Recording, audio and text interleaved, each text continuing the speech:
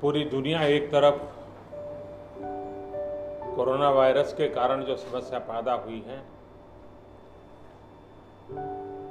जिंदगियां बचाने के लिए दुनिया जंग लड़ रही है।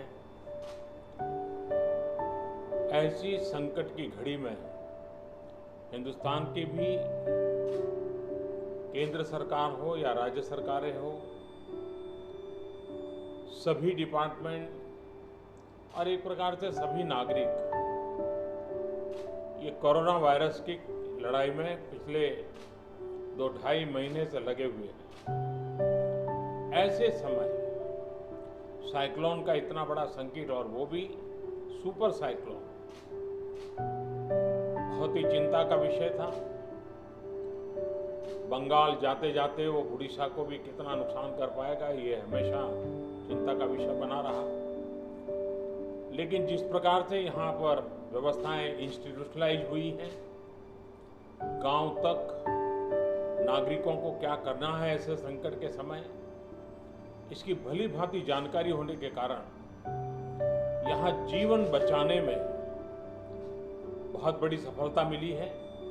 और इसके लिए उड़ीसा के नागरिक, उड़ीसा का प्रशासन और उड़ीसा के मुख्यमंत्री श्रीमान नवीन बाबू, उनकी पूरी टीम अभिनंदन के अधिकारी है।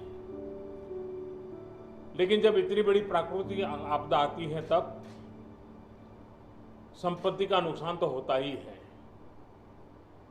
पश्चिम बंगाल की तुलना में उड़ीसा में उतना नुकसान नहीं हुआ है, लेकिन जाते जाते भी वो पूंछ पटक करके तो जाता ही है ऐसे प्रकार का संकट। और इसलिए हाउसिंग में, एग्रीकल्चर में, पावर में, कम्युनिकेशन में, इंफ्रास्ट्रक्चर में जो नुकसान हुआ है, तो मैंने आज पूरा डिटेल रिव्यू लिया है। राज्य सरकार ने भी विस्तार से मेरे सामने सारी बातें रखी हैं।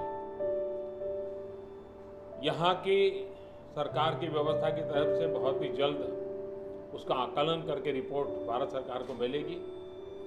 भारत सरकार की टीम भी तत्काल यहाँ पहुँचेगी और पूरी परिस्थिति का रिव्यू कर करके लंबे समय के लिए रिलीफ हो, रिस्टोर करने की बात हो, रिहेबिलिटेशन की बात हो, इन सारी चीज़ों को प्राथमिकता देते हुए काम आगे बढ़ाया जाएगा।